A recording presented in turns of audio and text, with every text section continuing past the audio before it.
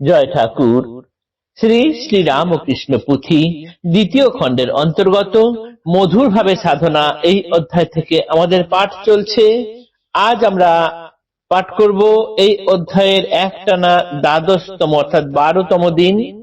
আজ পাঠ করব 185 পর্ব, পুঁথির পৃষ্ঠা 112। এর আগের দিনের পাঠে আমরা দেখেছি ঠাকুরের মধুর ভাবের সমাপন হয়েছে। তিনি শ্রীকৃষ্ণের দেখা পেয়েছেন। এখন শ্রীকৃষ্ণ তার শরীরে এসে মিশেছে। খুব সুন্দর শ্রীকৃষ্ণের বর্ণনা। তার কান পর্যন্ত বাঁকা টানা টানা চোখ, হালকা লাল ঠোঁট, সুন্দর নীল বসন বুকে পড়া, তার শরীরের সমস্ত অঙ্গের সুন্দর বর্ণনা দেওয়া হয়েছে। তার ভুবন মোহন রূপের কথা সেখানে বলা হয়েছে। তার সোনার নুপুর পরা পায়ে নুনু ঝুনু আওয়াজে বাজছে যেন, এবং ভুবন মোহন রূপ আকর কৃষ্ণ রায় উদিয়া প্রভুর অঙ্গে অমনি মিশায়। ঠাকুরের অঙ্গে সেরকম রূপ যেন শ্রীকৃষ্ণ এসে ঠাকুরের অঙ্গে মিশে গেছেন। তারপর যখন যে মূর্তি হয় প্রভুর গোচর, শ্রীপ্রভুর দেহ যেন তাহাদের ঘর। আপনে আপনি প্রভু দেখেন এখন তিনি শ্রীকৃষ্ণ নিজে রাধিকার মন। ভাবাযুক্তে ভাবাতীতে সগুণে নির্গুণে সাধনা মধুর ভাবে ইতি এইখানে। শ্রীকৃষ্ণের দেখার পর তার মধুর ভাবের সাধনা তো এইখানে শেষ হলো। কিন্তু আজ থেকে আমরা এবার ব্রাহ্মণের কিছু কথা পাঠ করব। ব্রাহ্মণী অনুমত্তা এবে প্রভুর কৃপায় নানা ভাবাবেগ হৃদে স্রোত বয়ে যায়। যখন যে ভাব হৃদয়ে হয় জাগরণ, সেই মতো হয় তার বাহ্য আচরণ।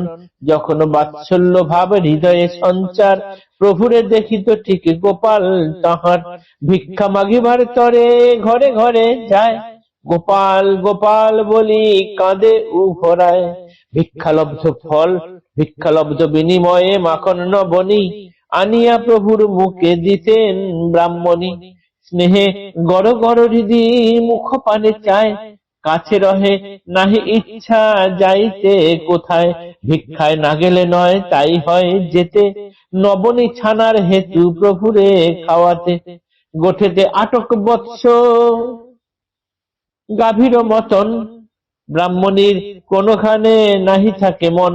বিরহের গান গায়ে বিষম উচ্ছ্বাসে, চক্ষে ঝরে জলধারা বক্ষ যায় ভেসে। এমন হৃদয় দ্রব ঠামে গীত গায়, মানুষ দূরের কথা পাষাণে গলায়। কেঁদে কেঁদে যায় ভেসে সুখের সাগরে, বলিতে নারিনু কিবা ব্রজ ভাবে ধরে। প্রেম ভক্তি অনুরাগ সুদূর লব্ধন, কোটির মধ্যেতে যদি পায় একজন। বৃথায় জনম বৃথা নরদেহ ধরা, কৃষ্ণ অনুরাগে যদি না হইল হারা। ব্রাহ্মণী এখন এই ঠাকুরের কৃপায় উন্মত্তা হয়ে গেছেন। তার হৃদয়ে নানান ভাব আবেগের স্রোত বয়ে চলে যাচ্ছে। এখন ঠাকুর যেহেতু এখন কৃষ্ণ দর্শন পেয়ে গেছেন, ব্রাহ্মণী ঠাকুরকে গোপালের মতো করে দেখতেন। সেই মতো ব্রাহ্মণীর এখন বাহ্যিক আচরণ হয়েছে। তার বাৎসল্য ভাব যেন উতলে উঠছে। ঠাকুরকে অর্থাৎ গোপালকে তিনি খাওয়ানোর জন্য ঘরে ঘরে ভিক্ষা করতে যান। ভিক্ষায় তিনি যেটুকু যা পান সেই সব কিছু দিয়েই তিনি মাখন ননি ইত্যাদি কিনে আনলেন, এনে ঠাকুরকে খাওয়ান। তার স্নেহে গড় গড় হৃদি মুখ পানে চায়, কাছে রহে নাহি যেতে নাহি ইচ্ছা বাহিরে কোথায়। তার চোখের দিকে মুখের দিকে তাকিয়ে ব্রাহ্মণীর কোথাও বাইরে যেতে ইচ্ছা করে না।